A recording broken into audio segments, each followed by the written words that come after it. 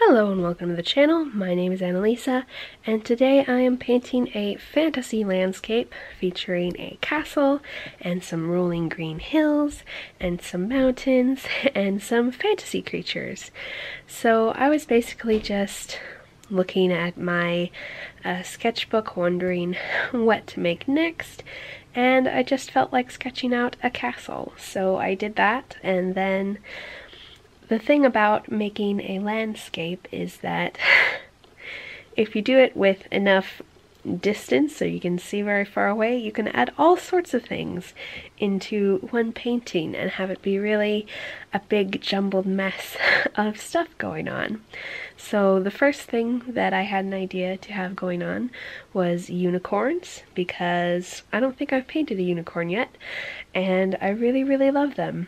They are some of my favorite fantasy creatures other than dragons, and you can see I also put dragons in this piece, so I got to really enjoy myself with the magical creatures in this one. And I think it is a lot less intimidating for me to draw dragons that are small or far away, and the same thing with unicorns, because then it's all kind of vague and I don't feel as much pressure to get it perfect, and I can just kind of have impressions of dragons and impressions of unicorns. But also this time I had a lot easier time drawing horse shapes than I usually do. I have tried for years to figure out how to draw horses simply and without so much pain, but it took me a really long time and a lot of figuring things out. I think part of it was I had a hard time shifting my focus of how I studied their shapes. For some reason I had trouble changing my focus from the shapes that I could see easily and the way that I draw people, which is I think about their bone structure and where their muscles will be and how different parts of the body move, and for some reason I didn't switch my thinking over that when it came to horses. So finally I ended up figuring out where muscle groups on horses are and how many joints are in their legs, because their legs are particularly difficult to draw because they are jointed not like human legs, not even really like cat legs, which are the other things that I look at a lot. They have a very unique structure, and so I had a trouble figuring out how to draw that for a long time. But drawing these 5 different horses as unicorns really helped me, I think, explore that a lot and kind of figure out and gave me quite a bit of confidence in that. Then as I was staring at this canvas, trying to work out what else I wanted to do, I thought that, you know, what's more interesting than just green hills? Green hills with flowers on them.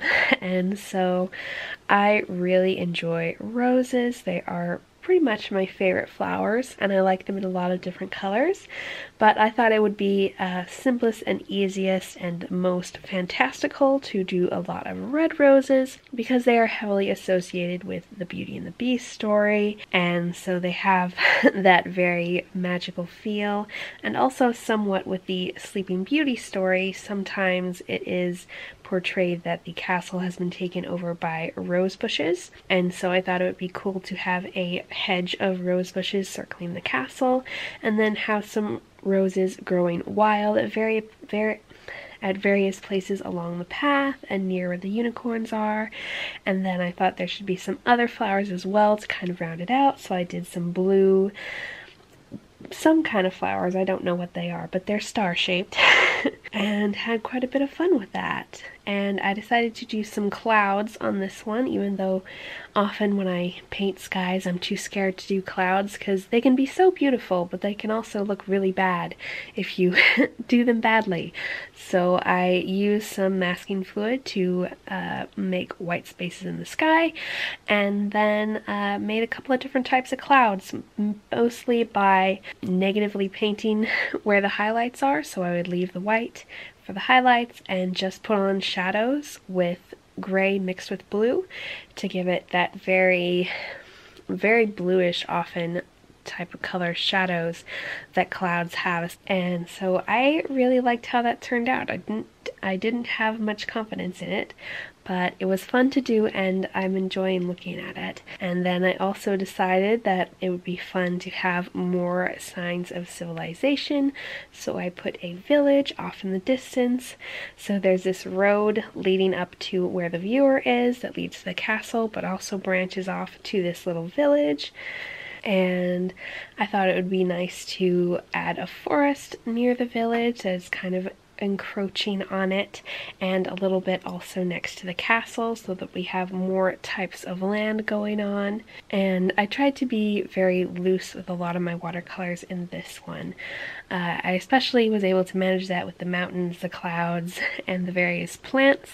Not as much with the castle, as I went back to a method I've used before, which is to do a bunch of tiny little splotches to create the brick texture.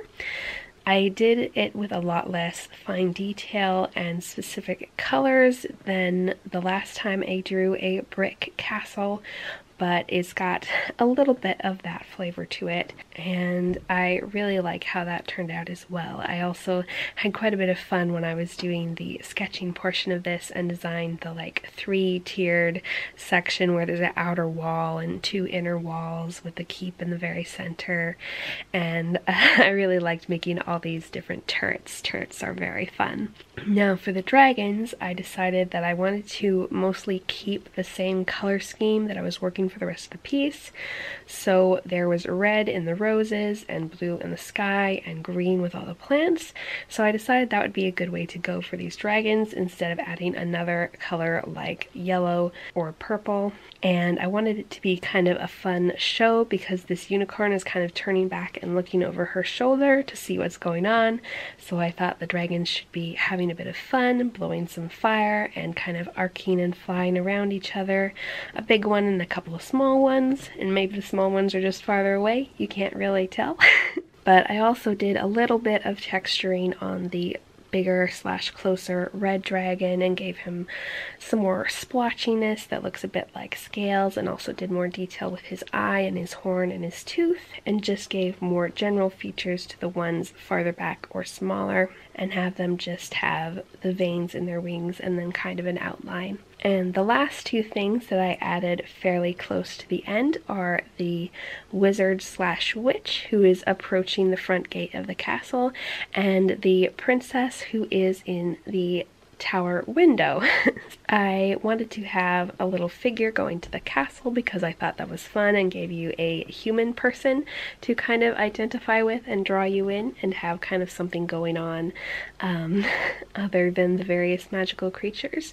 So I put a little red dress or robe, I haven't really decided, and a little pointy hat with a little cloak and a little staff, and I also decided to put a tiny cat or dog. I think in perspective to the character it looks a bit more the size of a dog, but I'm gonna call it a big cat because I like cats better.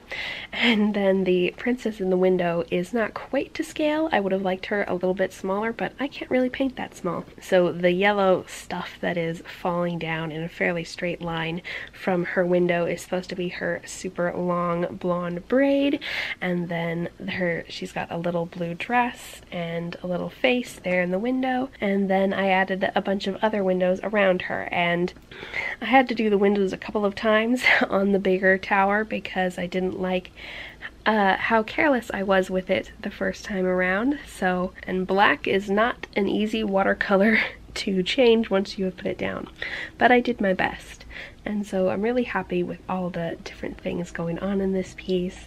Now I'm excited to do a more Irish piece and have it be like lots of fuchsia instead of roses, and have there be no mountains, just lots of green hills and maybe an Irish castle, because those have a very specific look to them, and there is a lot of fun fairy lore having to do with Ireland. I think that would be really fun to depict. Anyway, I hope you enjoy the rest of this video.